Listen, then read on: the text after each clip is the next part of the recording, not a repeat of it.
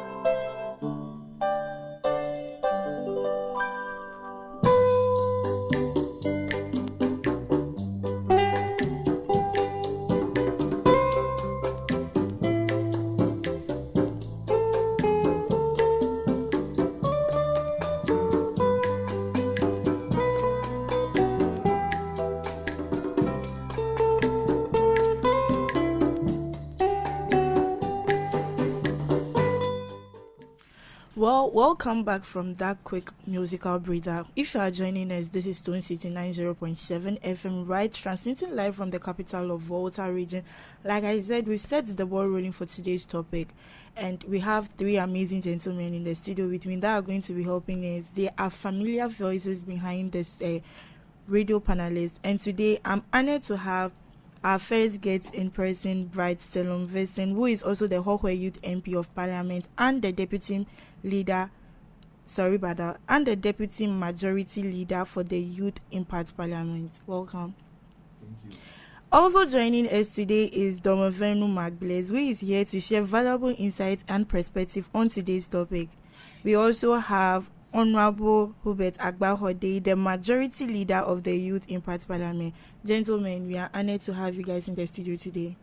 Thank you very much, and it's good to be back. Well, you guys are looking amazing, good, and I must say, sell off. So today's conversation focuses on flood, public health, and the rising cost of living, addressing Ghana's most pressing issues. Last week, we were here with the NADMO enforcement and law surrounding floods in Ghana. But today's topic, we are shifting a little bit to floods, public health concern, and the rising cost of living in Ghana. Starting with you, Magbles. Yeah, thank you very much. My name is Donovan Magbles, Youth MP for South Stone constituency and Minority Chief Whip of the 5th Parliament of Youth Impact Parliament. So, speaking about the recent flood issues we are having in the country, some parts of the country, it's very, very sad. So situations that some people are in now. Some it's not their deliberate efforts. Some it's their own effort that placed them there. But we wouldn't be looking at that now. But we would like to talk about the way forward and the solutions. But the baseline for all these issues is discipline. Yeah, we fail to discipline ourselves as citizens of this nation. We fail to discipline because we before you erect buildings, there are processes you should take, but we fail to go through all those channels or processes. We like the shortcut or the bribery way, which ends up in situation that may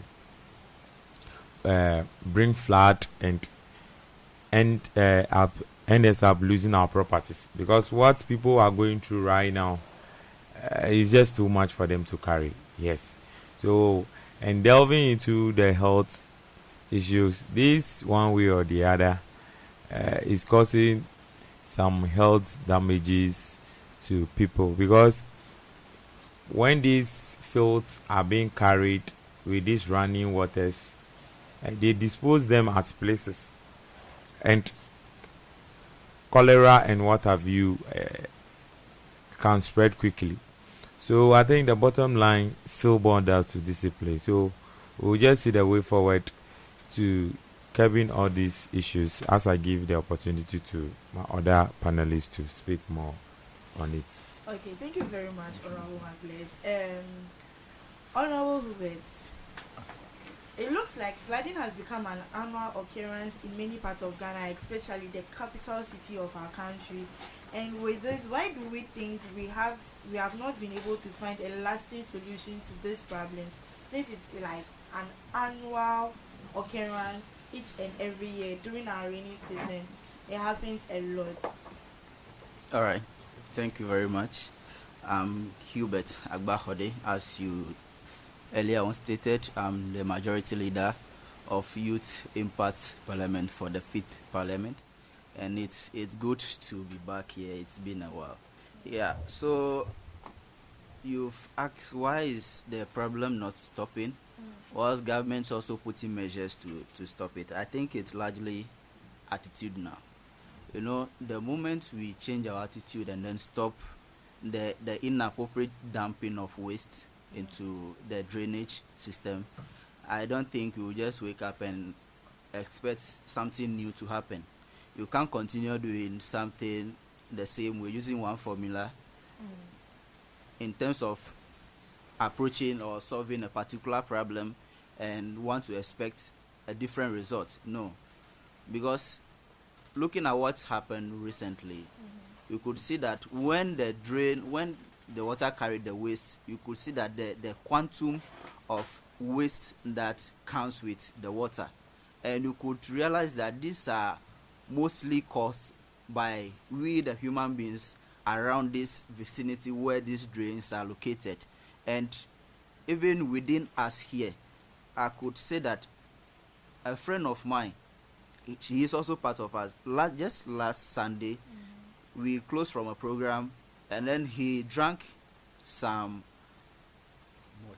He took better malt. He just took one of these beverages, and then he just dumped the bottle on the street.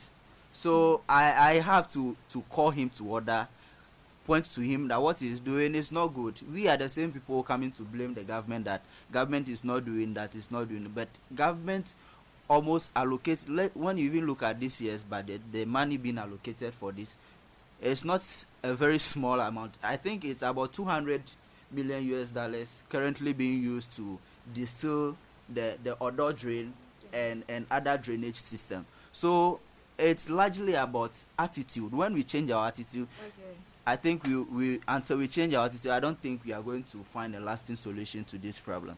That is very interesting, by the way. Honorable Salom, Ghana is at a high risk of public health exposure due to this current flooding in the capital city. We are at risk of cholera and malaria outbreak. How prepared is the Ghana health system ready to respond when this type of situation happens? Okay, thank you very much. I'm the youth MP for Hoi constituency. The only commercial system in Rotary. I repeat, the only commercial system in Rotary. So you ask for preparedness. Yes. As a country, we are not prepared at all. Ever since the advent of COVID-19, that has exposed our health infrastructure. Because COVID has taught us lesson. I don't know how Ghana economy is very resilient to withstand some of these shocks. Because if flood has displaced a lot of people, that's when you get to realize that there will be a waterborne disease and a whole of cholera outbreak will come. When that comes to about the infrastructure, do we have them to admit people? Do we have the personnel to be employed to do so? No. So what I'm expecting the government to do is, even though citizens vote in government to come and represent them to solve their problem, but at the end of the day, citizens also have the right to also behave in a manner that will not put the country into disarray as well. Because if you look at the flood happenings in Ghana, it's a failure of political leadership as well. I am against this government takes it all, and maybe someone with he comes with his or his own people. So you can see that example. If you go to GRA, you get to see professionals over there, but because it's political, for people who come and the government to come and sack or the technocrats over there that know the job. So until we reorient our understanding of leadership, this flood matter, because let me run you through this flood issue. It started, that was 95, right, when Rawlings was the president of Ghana as well. Then it occurred 2015. I think every Southern government did issue of the flood, but I don't know what measures being put in place. Because we know it's a natural disaster, but we also have the duty to protect our citizens as well. About 150 something lost their life. That was in 2015 as well. That should be our lesson point. But look as if we sat aloof again, playing politics with the whole team. And also, if you look at Accra, the wetlands, people have built over there a lot. And also are issuing the permit. You know, my training as a civil engineer, engineers don't just stand up to issue permit as well. No. It's the policy makers at the various municipal assemblies as well. So if leadership knows that you are not supposed to build over here and what to build over here, I think they should be partly blamed, because they should be arresting those who give the permit to the people. And then there's no coordination among these state agencies as well. If you look at the the hydrologist, the civil engineer, I'm saying all those things so that when we get all these things right, the flood will not occur, even though it will occur, but the impact will minimize as well. So if you get all these things in place, there's coordination, various coordination.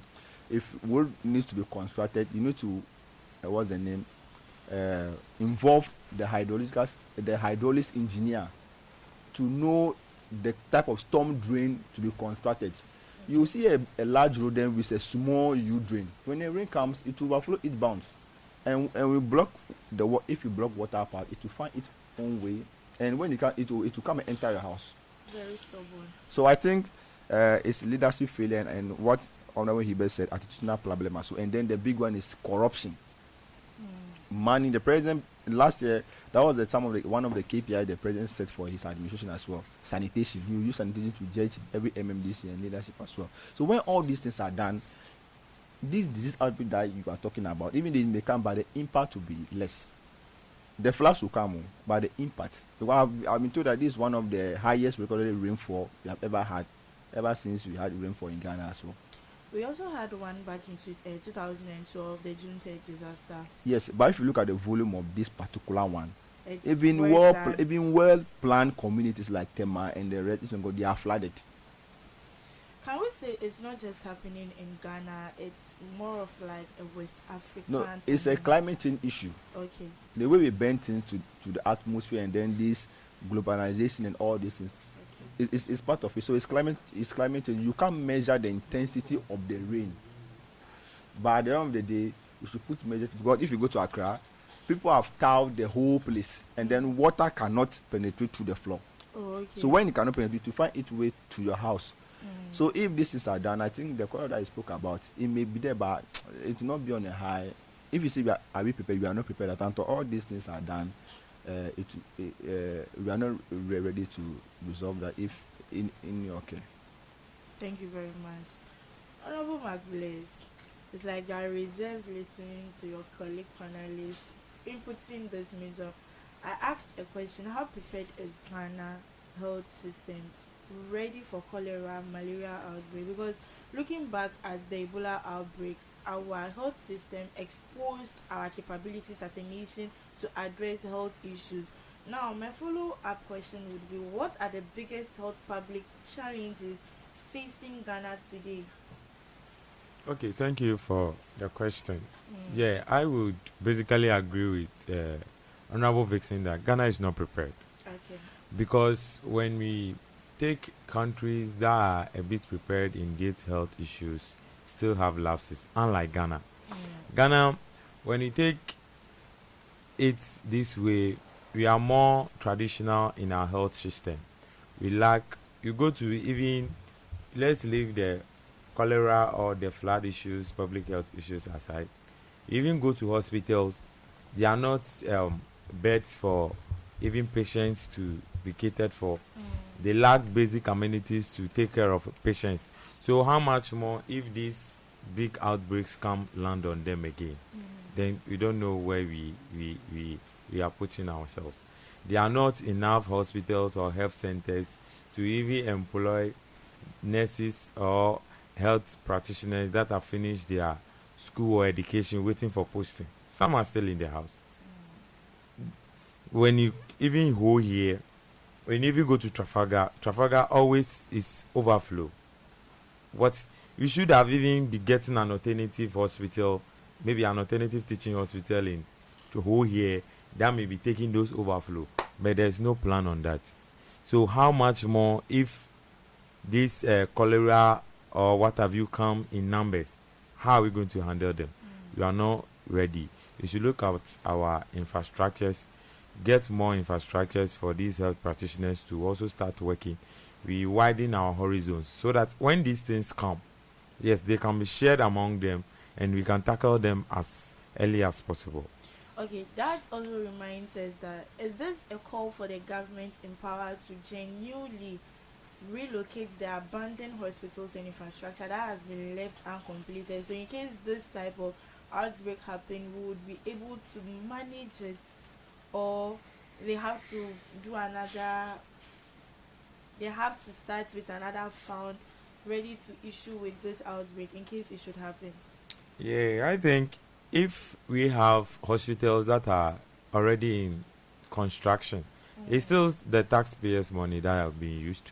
So I'll urge the government to continue and complete them so that the health centers and hospitals can spread across the country to relieve the pressure on the bigger ones. Okay, very well said. Honorable Hubert, how important is public health education in preventing disease outbreak in Ghana? All right, thank you very much for the question.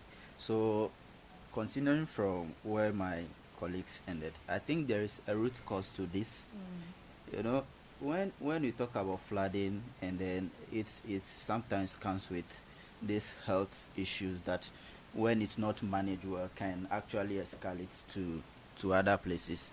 You know, sometimes you just need discipline to cure the disease. You just have to be disciplined to prevent all the unnecessary expenditure from the government base. You know, when we go to Togo, the last time I did a tour on Togo and then saw how they've positioned their drainage system, I went with my colleague Selom. How they position their drainage system, you actually admire very clean water, and you see that there is a free flow of water.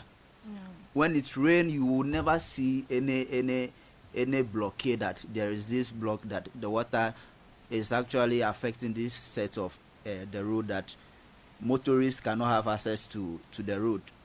Unlike what we witness here, there is a root cause. And now coming back to how we can actually educate our people about this public health and the threat it poses to humanity. You know, just the recent flooding that occurred, taking using Circle as an example, you know, per what you've seen in the graphics, you could see that even after the flooding, and I think it's mostly like a twin disaster that occurred at that side of the country. Flood and fire. Flood and fire. Okay. So we could see that even with the foodstuff that got burnt, or some even submerged in the water, you know that how our infrastructure facilities about this public place of convenience is. You know that they are mostly exposed, and once it's rain and all those places get flooded, definitely they will raise up and bring all sorts of things on the field, and it's cut across everywhere. So you could realize that these market women go in there, pick these items, still wash it, and then take them to the market. I think right after we saw that, then I think the Ministry of Health just have to move in and save the situation and safeguard all those items from entering the market, and then these innocent citizens to go and buy, because it can happen to any one of us. It can happen to me, it can happen to you. I would definitely don't know the source of this particular item that I'm coming to consume, and I'll be found in the same situation. So I think it's a very holistic effort that we all have to take, like what we are doing now. When we notice something like that, at least let's conscientize with the people, but let's not just be fixated about making money. At least we could all say that, okay, they've lost money, but we should put in measure that when these things happen, there should be some kind of relief for the people, so that they will not send the same item back to the market, and then the innocent citizens will go and consume, and it becomes a very big issue that we cannot deal with. When you talk about Ebola or which other disease, they all just started slowly, small from somewhere, and it becomes a very huge canker that bedeviled the entire nation, or even to the extreme, the entire continent. So I think going forward, we all constantly have to be on guard that whenever these things happen, and we notice that, okay, one, this flood happened, and then this particular enclave, it's likely that this set of goods will be used, even to the extent wele akpama that we normally call. I don't know if you've heard of that name, akpama wele. I saw people washing it and then sending them back to the market. These consumables, they are not something that you can just wash, looking at what happened, looking at where the drains are coming from, with all sort of materials.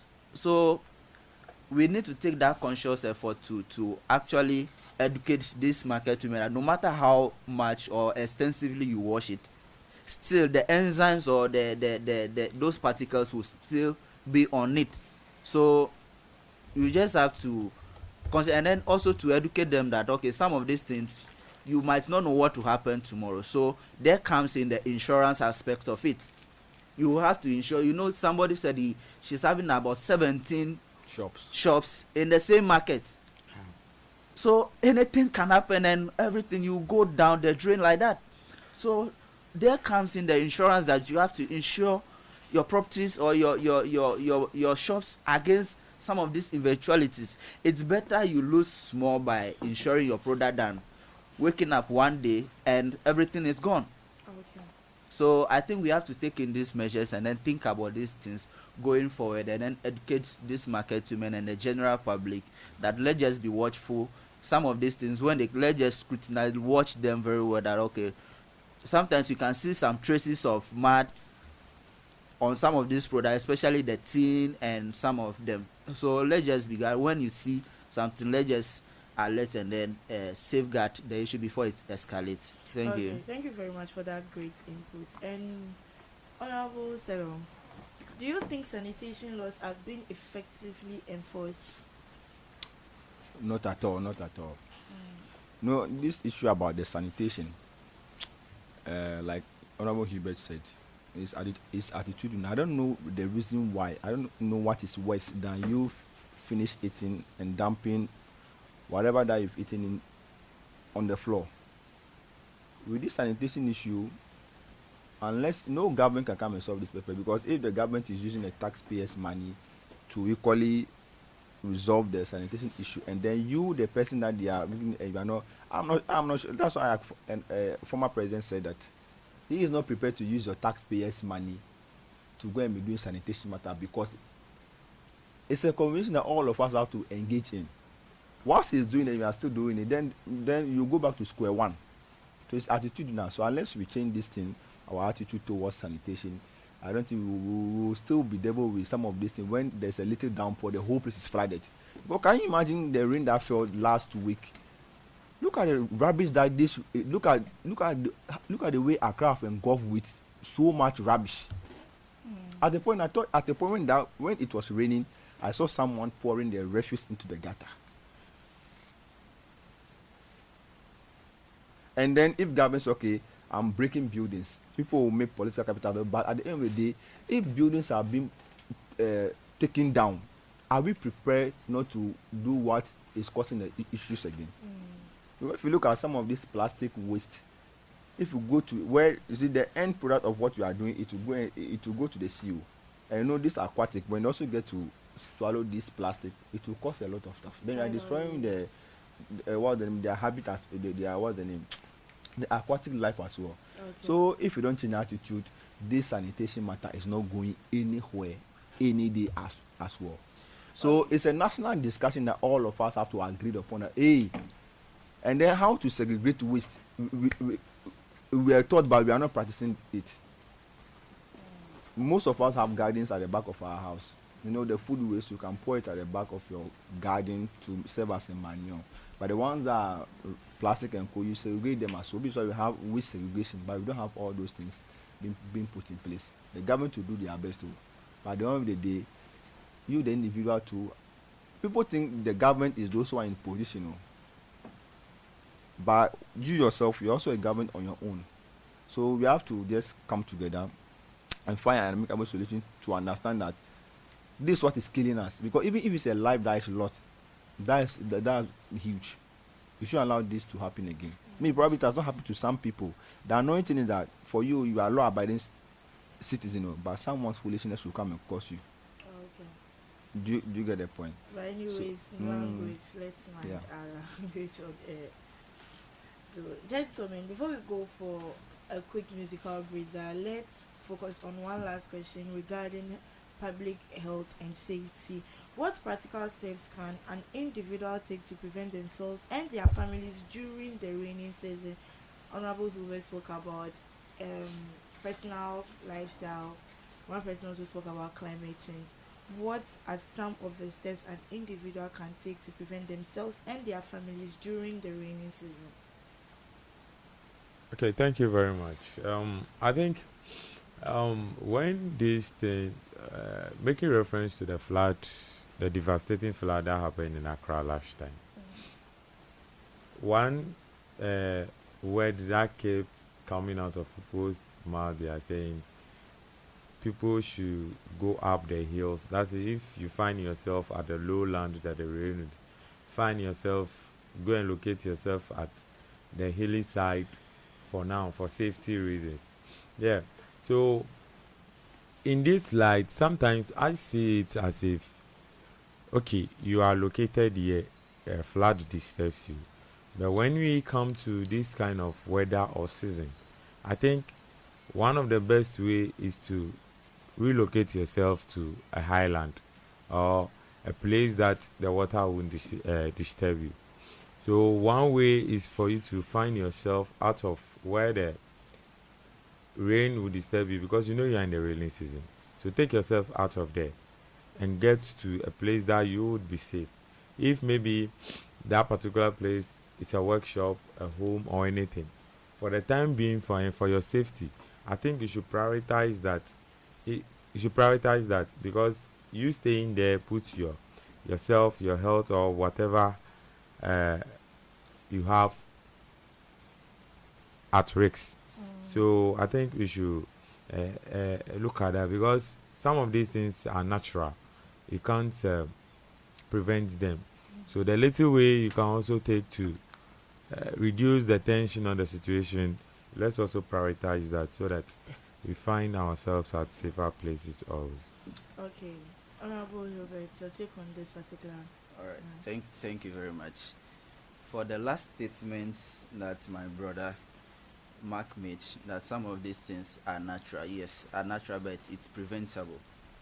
You know, you can't be saying that this is a drainage and also continue to pour your waste inside and expect magic to happen. When it's rained, your house should be safeguarded. It can never happen today, nor tomorrow. It's until we change our mindset, our attitude, and stop blaming government, that government is supposed to do this, supposed to do that. Government will make sure that they create the enabling environment for you to thrive, to operate, to live in.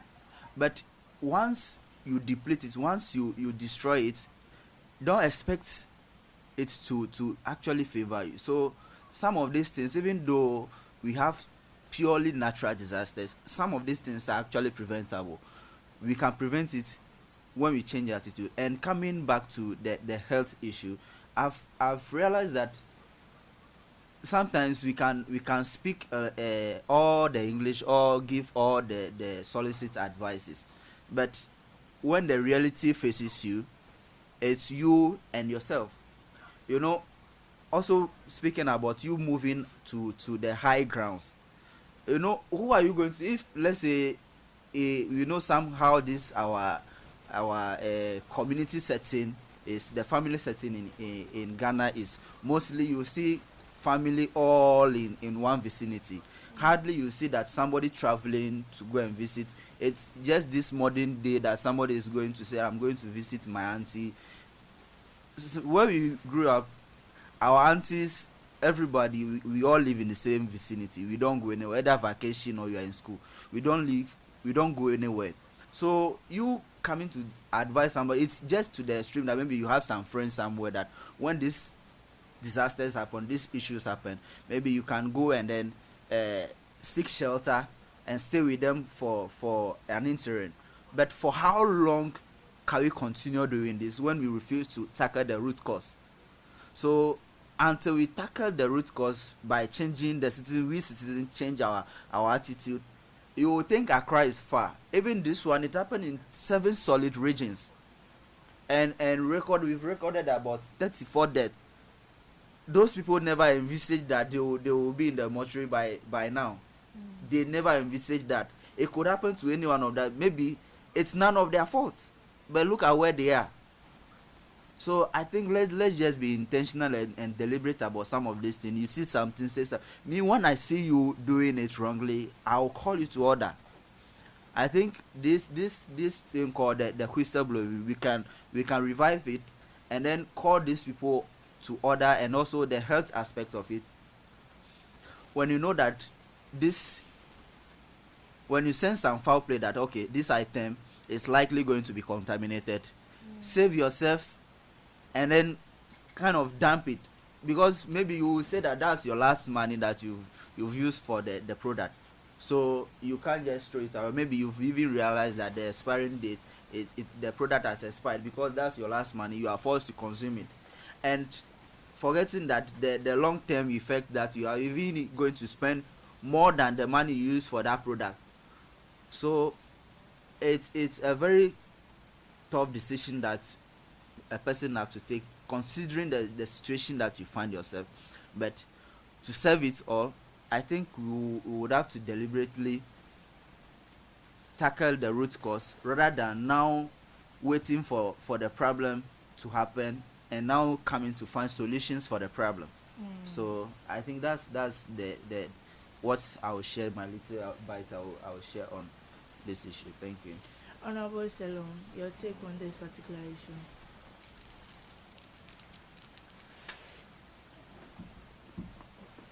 The same issue. Yes. So I was asking, what practical steps can individuals take to protect themselves and families during the rainy season, still on public health concerns? For now, you see, our homes are the only place left for us in terms of any issue to seek refuge. That's the only place we can seek the refuge until we stop the improper disposal of waste and the indiscipline among some citizens in the country also, because I don't see reason why your indiscipline will come maybe affecting me. But I don't know, the natural disaster, I don't know whether who is disciplined or not. It will affect all of us. People have lost their property they labored for so many years. And I was wondering how then do we regain that? And I think the government also allocated some 300 million to this attitude of giving people student materials and rice. I don't know how they came by that. Because at the end of the day, someone who has lost the entire building are giving the person rice and mattress. So I think that money, I don't know that. I don't. It's just a temporary shelter. No. That's what we have been doing for the past. All successful governments, when the flood happens, they'll give you rice and then mattress. That ends it. But I'm saying that, what assessment have they done? Because someone said they lost about all the names 17 shops, and I'm going to give the person. Salon, but it's not the government's fault. We were all in this country where the government decided evacuate where you are. You are in a drainage way. So you said they should go to higher ground. Have you provided any higher ground? Every place is flooded. Where do you want them to go? Where do you want them to go? Did you see the intensity of the rain? I did. You did. You probably shouldn't ask me that question. When we say move to higher ground, pitch higher ground. Unless, of course, you want to go to the mountains. Do you get the point? So I believe that proper assessment should be done for this thing, because 300 million, at the end of the day, look at when you go to Alajo, the drain, the people have built closer to the drain, and then I think they've removed most of the thing from the drain, and that rubbish is still there, almost 1 week now, and they are still there. You hear, public, this thing has come out the name, cholera, waterborne disease and co. In fact, I was told that one guy was trying to rescue someone, and then he was bitten by snake, because at that point everything is in that water. I don't know whether you heard of that. And then the annoying thing is that the people at the NADMO, the people at the NADMO cannot even swim. It has to bring fishermen from somewhere and come and be swimming. So I ask my point, so how do they even choose these people into the public institution as well? And that reminds me. And I saw one guy doing it for business. He went to remove the dead body from the water, and then they are paying him. That even bring the question again. How then do you get to recruit these NADMO personnel as well? Some people say they call them, their lines are not going through. When they actually released the number for publication for help, a NADMO official in my DM was asking me, what am I expecting them as an organization to do during the flood? So I think government has failed on a part of that, but the political will is not there, because every day in, day out we have flood. Not that we don't have flood, but even look at this. Ghana Meteorological Agency has given us warning as well to tell that this what just that we can't measure the intensity of the rain. What measures have NADMO taken in place to mitigate that as well? They are waiting for the aftermath results. So that they come and share rice and mattress. Probably. I think you are not being fair to the people. I not to cut you short, so not to interject, but I think I'm kind of disagreeing with some of the points you are raising, because we as citizens, you know the right thing to be done. Don't expect governments to come and then tell you that, okay, this is what you are supposed to do. You are supposed to do this. You are supposed to do that before you know that this is the right thing to be done. One, you yourself, you know that where your building is prone to flood. So at the end of you still continue to build there. You've earlier on spoke about some of the institutions not working. It's true.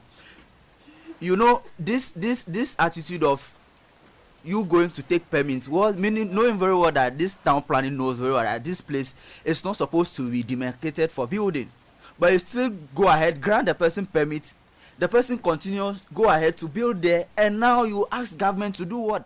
What government also decide that, okay, we are coming to demolish this structure, then you see the same citizen also standing against government. No. And now you come back to blame government for not providing money for what?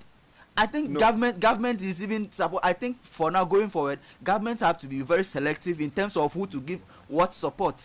Because when me, I notice, let's say me, I become the president and I notice that this particular spot is not supposed to be a building place, and you go ahead to be, don't expect me that I should come and give you a relief. It will not happen today. It will not happen tomorrow. That, who issued the permit? Is it not those who are representing the government at the local level? Let's not put it like entirely government has. No, it's government because these technocrats. The land, the land we have is held in. No, see, the land we have is held in trust of Ghanaians as well. It's government that have the national. Look at, most people are not aware that some of the areas have been designated for roads.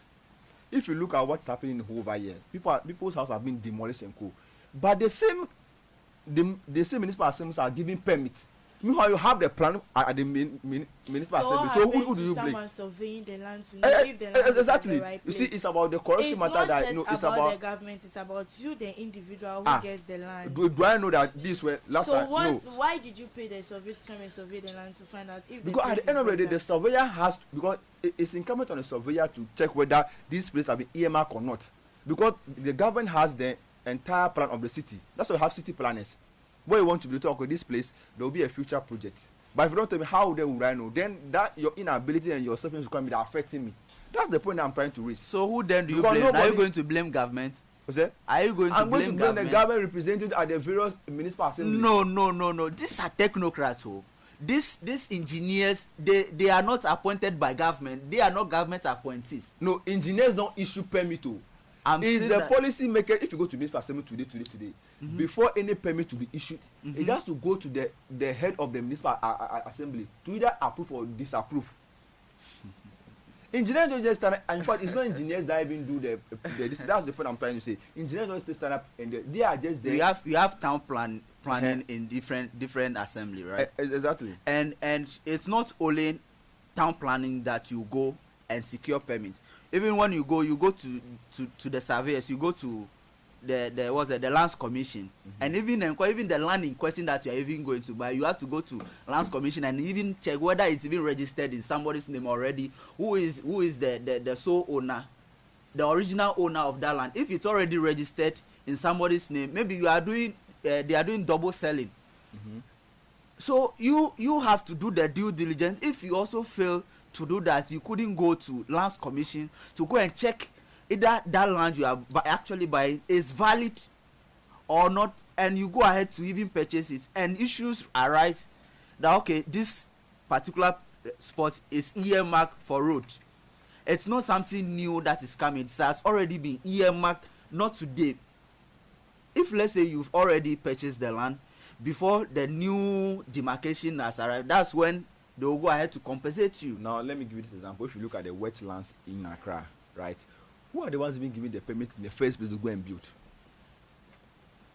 It's the municipal assembly. They are hold this one. They can't be, what's the name? They can't what's the name? Exclude themselves for some of these things, because nobody. If you look at the building that sprang up over there, it's not a poor man's building. No, a place that like a wetland, they'll bury the rubbish and they'll fill it before you build over there. Your footing has to be at a certain stage. If you don't have money, you can't do that. And if you look at some of this, yesterday they were doing some presentation on in news part. People have built. Nobody can go there and go and build on his or her own.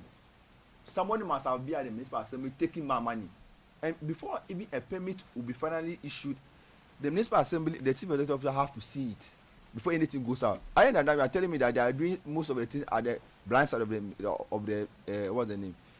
Either the DC or the MCE. So some of these things, government that has the entire planning of their respective constituency is fine itself. Because I'm told that Ghana has a national plan, so the various municipal assembly also has it. I'm sure if you go to the municipal assembly, they will tell you that they have plans, how the whole town will be like. So if you know that and then you are issuing permit, and then when we have something like this flood, they'll be blaming people that, because I'm not sure that anybody stand up and go and build anything on their own. And if you say stop work, is it actually stop work or just stop work on the surface? On our Vixen, this thing, I would say we shouldn't always be sending this thing to government. We refuse to discipline ourselves. yes, you are right to say whoever that works in a government institution to release the permit is working for the government. So, and we know that ourselves are the government. So we fail to discipline ourselves. That is why this thing is happening. Somebody is building. They realize that where the person is putting up that building is not safe. They came to write stop work on it. In some few days, the person continue that building and finishes the building. Why did that thing happen? That is the failure aspect of the leadership that I'm talking about. So we shouldn't straightforward send this one to government. We are the people. You see, sometimes this is you like this. You may understand government as we all, but somebody somewhere, when you say government, you're referring to the president and the cabinet ministers. Straightforward. No. Yes. I'm telling you the fact. Somebody somewhere right now. Let's be factual with ourselves. When you say government, the person doesn't know government is he or she is the government because you are a stakeholder of the country, so you are part of the government. When you say government, the first thing that comes to mind is the president and the cabinet ministers or whoever that are having the big positions there. That is the mind that goes there, that government. So sometimes if we are breaking down these issues to people to hear, let's break it down in a way that they should listen to and get the understanding to whatever we are saying. Discipline is not there. They say stop work. In few days, the person have continued the work. And I'm saying that they've given you the power. If the person refuses to do so, we have the appropriate quarters to address those issues. Yeah, not the appropriate quarters. At the end of the day, you allow the person to finish building. What measures are we taking to pull down? I'm saying that the point is that you also want to accomplish.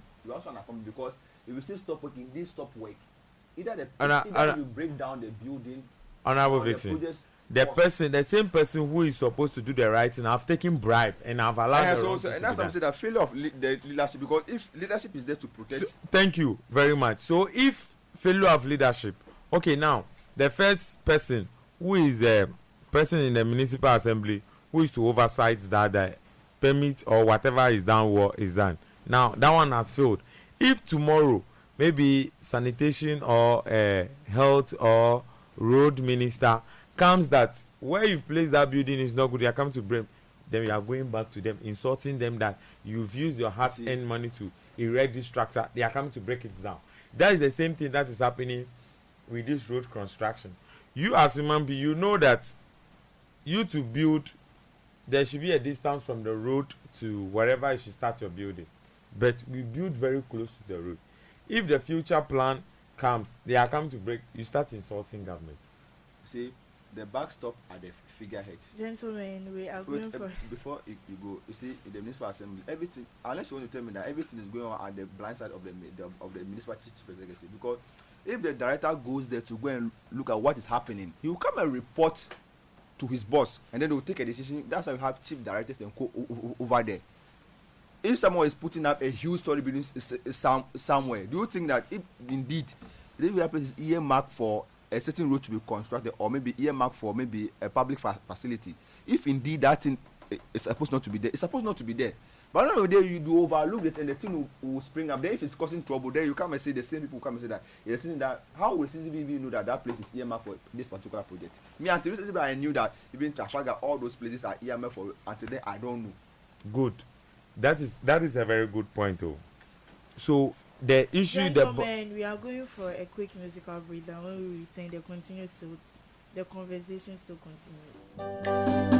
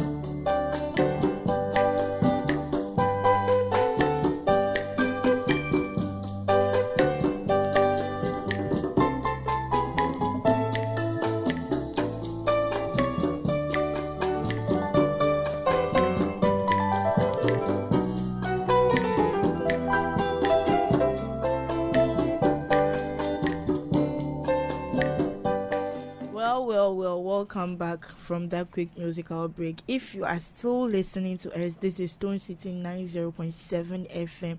Cherished listeners, if only you could hear the conversation off air, you would be so amazed. But don't worry, we still have our gentleman here with us in the studio. Before we went on that quick commercial break, we were still on public health, whereas Honorable Vixen was so vehemently against the government for what? Allowing permits to be built on waterways. Gentlemen, welcome back. Thank you. Before we went on a quick commercial break, we were still discussing public health, whereas one of our panelists was strongly suggesting that he would vehemently blame the government for allowing permits. Honorable Salom, before we went on that quick commercial break, we were on the floor. Yes, because largely to be blamed on the government, because at the end of the day, the citizen doesn't have even the plan, so the to be said the plan of the town. That thing has to be at the municipal assembly. But how then do I even know that I'm even building on a waterway? I'm not an engineer to know that. I'm not a hydrologist to know. I'm not a civil engineer to know that. But those who are responsible to tell me to do so, at the end of the day, they'll compromise and they'll take the money. Then when the thing happens, they'll come and say, okay, the citizens. How then do I know? Because there's the reason why they vote for government. Because either than that, then we are saying that we are banana republic. There's no laws working over there. If you see that the person is, look at the Ramsar site now, people are building over there. I'm not sure that any poor man can go and start building, because if you want to really build over there, you have to spend a lot from the foundation level. It's not an easy thing at all.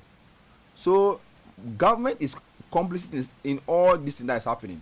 Because I don't know, they tell me where the lands that have been earmarked for flood and all those things. People have tower everywhere. Even where roads are supposed to pass, they've sold all those places. Do you get the point? Even like I was saying, if you go to East Legon, that land over there is state land, but people have built over there. I don't know the same former ministers and code are building over there. Have you ever seen me poor man building over there before? Honorable Vixen, I can't say for sure. If you go to East Legon, they are all those over there are rich people. Okay. And most of them are former government appointees. So you think they are very much aware those are water drainages and they are still building on it? They are aware. We are still on public health issue, but moving away from public health issues, let's go to the higher risks or the high cost of living in the country. Honorable Magles, this flood is not said to bring disease outbreak, but it's also said to increase higher cost of living in our country, because we've seen a lot of foodstuffs washed away by the flood and other stuff. How is this going to affect Ghana's economy in terms of higher cost of living? Yeah, thank you very much. Yeah. So with the recent flood, you could see warehouses, shops and things that the rain have carried their stuffs away.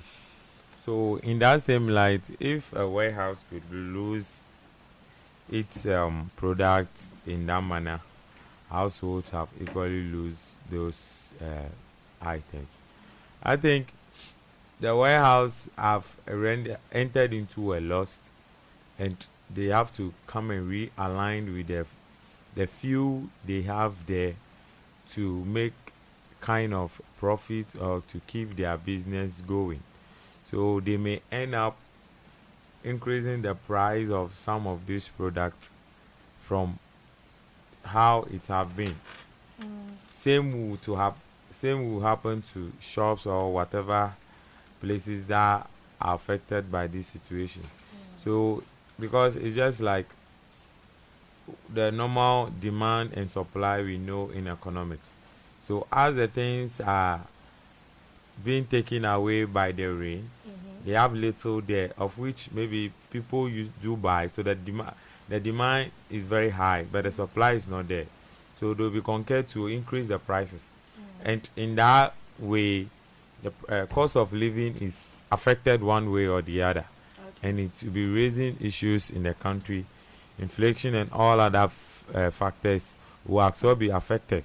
So this flood is going a long way to put another burden on the country, other than what we are just saying. Thank you. Thank you very much, Honorable Mark Bless. Honorable Hubert, All right, thank you very much. still on the higher rates of living or high cost of living in the country, which groups are most affected by the current economic situation? Okay, I was asking which group are currently affected most by the current situation happening in Ghana, all this flood and fire outbreak, which people are at higher risk. As in terms of the age group No, not or in terms of the economic.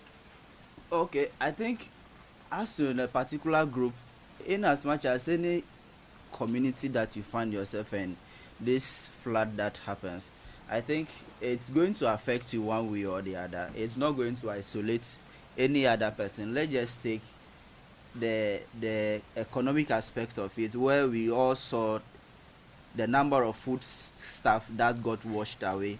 Even when you look at Angloga, that's one of the flood also happened at. You could realize that most of the farms there got submerged, and then the farmers lost almost all their produce, and even some even are being forced to even do early harvest. When you look at this onion, I was watching one TV station yesterday, and like you will see the very vast, so many hectares all went down the drain like that. So as to which particular people are being affected, no, it's something, even as much as we at this side are not so much affected by the flood, but it's definitely going to affect us one way or the other, because once the goods are in circulation, it comes here, some goes there, some move from that place, and it comes to this part of the country that we live in. Anything that happens in Accra in terms of this economy, and it's affecting transport, because now most transports are grounded, and you know this transport issue. Once transports are grounded, the few ones, you know the attitude of Ghanaians, the few ones that are there, some intentionally change the price. Especially this inner city buses. You know, when they are conveying these goods, they mostly, since you are the only one dominant, you are the only one there to save the situation at that moment, you think that they intend charge heavily. So it's definitely going to affect almost everybody if care is not taken. I think for us to safeguard and then commiserate with each and every one of us, because whatever goes wrong, it's going to affect the driver also, it's going to affect the passenger, it's going to affect each and every one of us.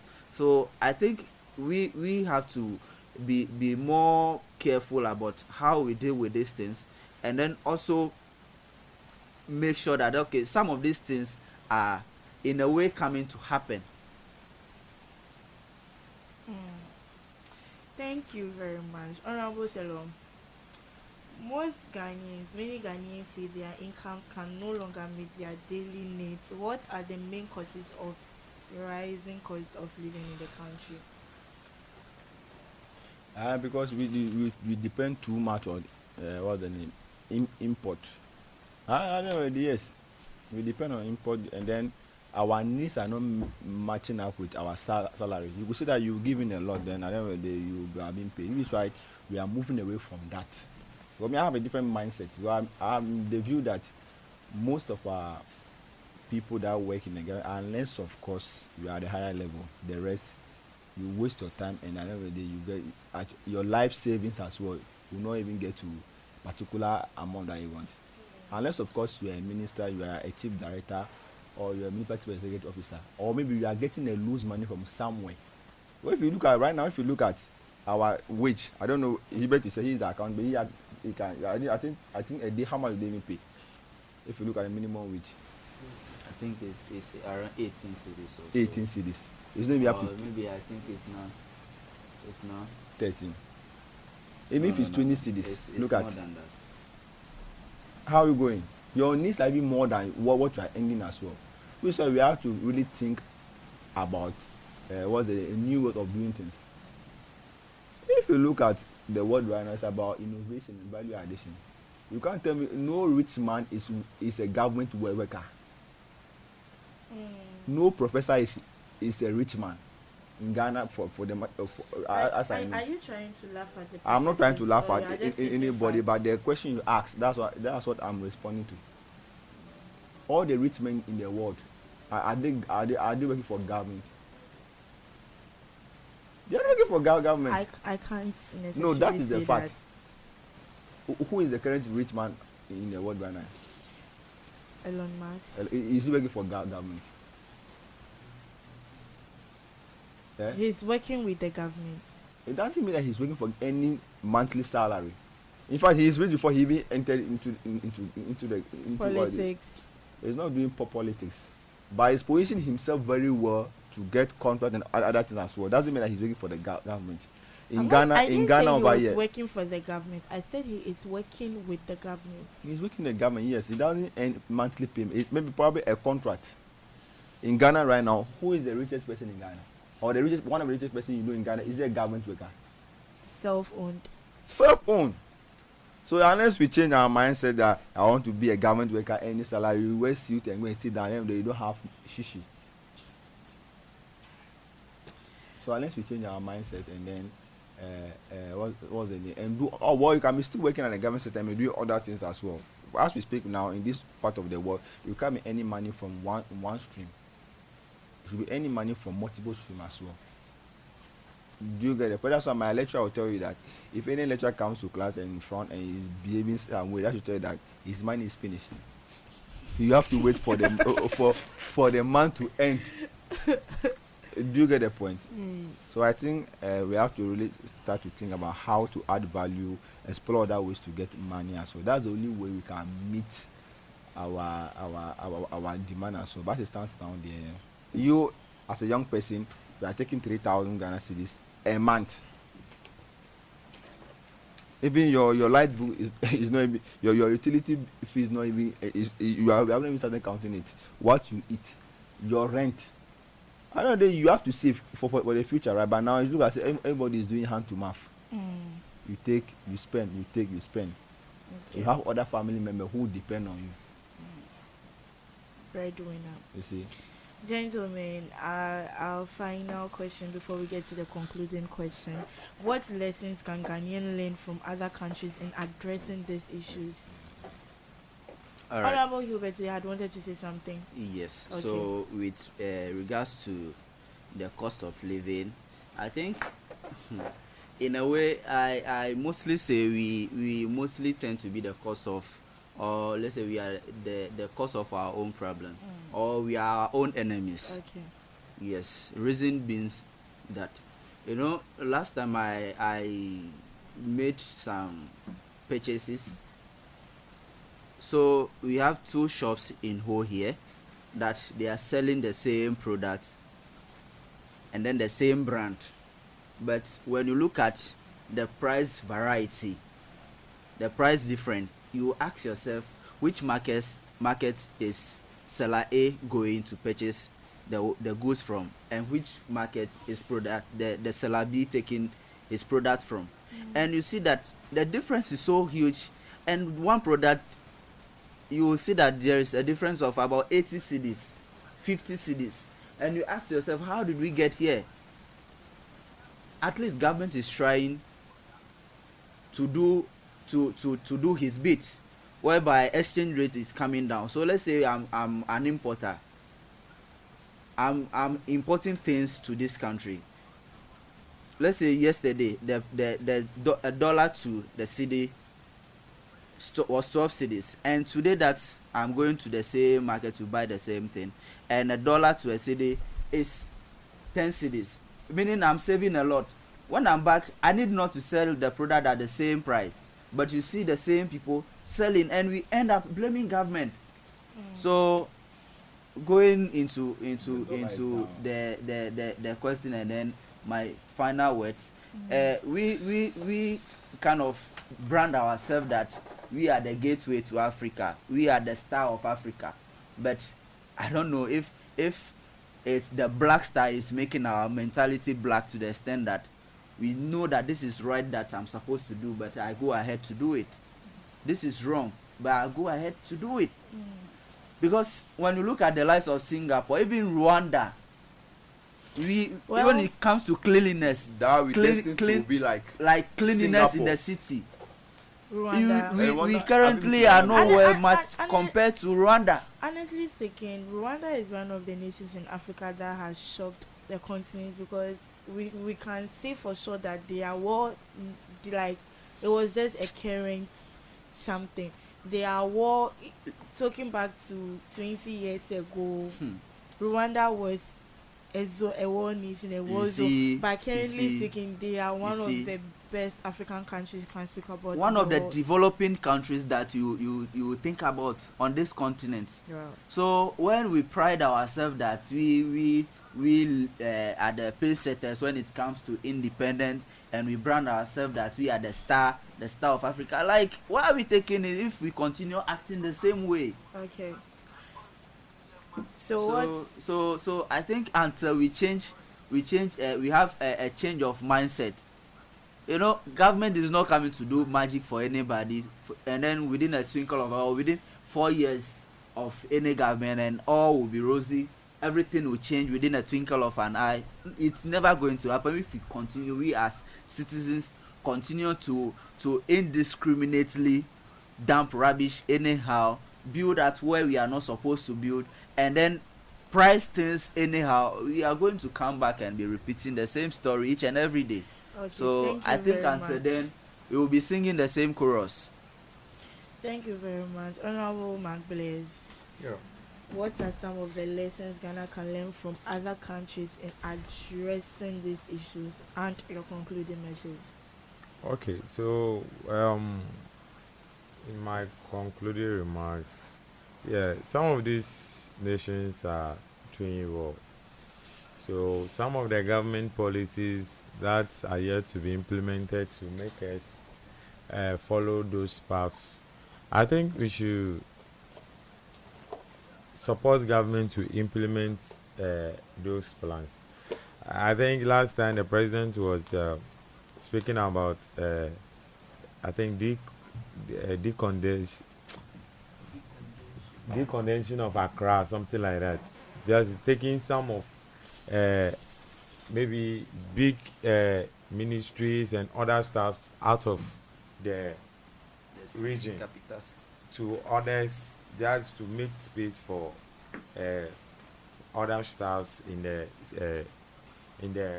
national capital, taking maybe bigger ministries and staffs out of there to others, so that there can be a kind of space in the capital city. I think we should support those initiatives, either than we in Ghana right now, we use everything as politics. When that thing is happening right now, somebody will be speaking ill about it in realms of politics. So when some of these initiatives come, let's applaud the government. If you have ideas on how to go about this, you should put it out to the government, either than criticizing some of these things that may bring progress to the country. So I think we are on the light, and when our leaders propose some things, let's look at it very well before we speak ill about it, and it will be better. Thank you. Thank you very much, Honorable Salom. Your final words on the lessons Ghanaians should learn from other countries regarding situations like this, and concluding messages. For the learning, every day we learn, but as to whether we are learning correctly, that's another matter to be discussed, because every day this reoccurrence of flood, and you see this type of vulture attitude of maintaining this flood. Vulture procrastinates. If the rain falls, when it's down, when they don't supply, you go and build. But I don't know supply he will not go and construct his nest very well. So until we stop this vulture management of this flood, we will not get anywhere. Next year will come and discuss this flood matter again. Or next year, this is not the first time. This is not the first time we are witnessing this. We have seen it before. We know what they have to do. They will use for political tool again to win an election again. And at the end of the day, it's the citizens that suffer. So the ordinary citizens that suffer. So if you are learning the lesson, you have to learn it correctly and implement it. Because 69 years, we have learned a lot. Because if we claim that we are learning, then that means that by the time you go to 60 years, you must have learned a lot. Now you are 69, so now you are experienced, you should be able to manage some of these things. Look at Dubai, 20 years. Yeah? Dubai, 20 years. Go to Dubai and go and see. 20 years of independence. No. Of the development. But we took independence for several decades before they came to reconstruct Dubai. The country that you are referring to, Rwanda. If you go to their, I think Udemaya did some video. You can even sit in their gutter and eat. I'm telling you. Then so when we should be wrapping up on today. So if you are learning the lesson, we have to learn it in a hard way. Until then, this cycle will reoccur again. Then people will be dying until maybe all of us die before they will get to see that there's something happening. So let's learn lessons very well. At the end of the day, all of us will be fine. Thank you very much. Thank you very much. As we draw today's curtains on today's episode, we've explored three of Ghana's most pressing challenges: flood, public health, and the rising cost of living. Our discussion has highlighted that these issues are deeply connected and require a collective response from government, institutions, communities, and every citizen. Preventing flood begins with responsible environmental practice. Protecting public health starts with a good sanitation and healthy lifestyle. Addressing the rising cost of living calls for sound economic policy, innovation, and resilience from all of us. On behalf of the Youth Impact Parliament and Stone City 90.7 FM, I extend my sincere appreciation to our distinguished panelists for sharing their valuable insight, and to our cherished listeners for staying with us throughout the program. Let today's conversation inspire us not only to talk about the challenges, but also become part of the solution. I am Matilda Akosa-Dosia, your host, and thank you for listening. At the same time next week, stay safe, stay educated, stay informed. Bye-bye.